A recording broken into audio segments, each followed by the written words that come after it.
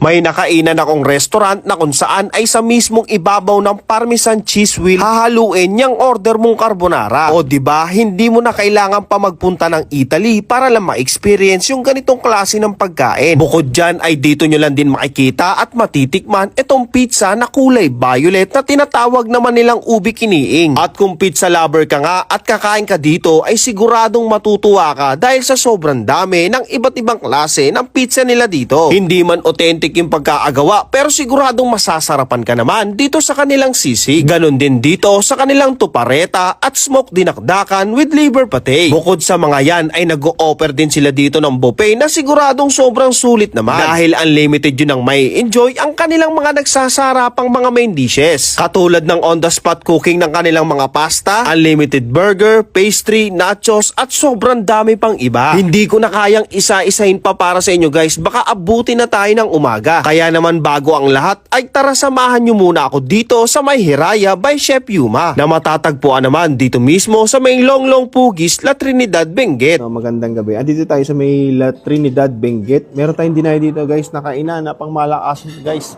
Imagine niyo guys dito nyo lang ito matitikman. Itong kiniing na pizza, ubi siya, ayan siya.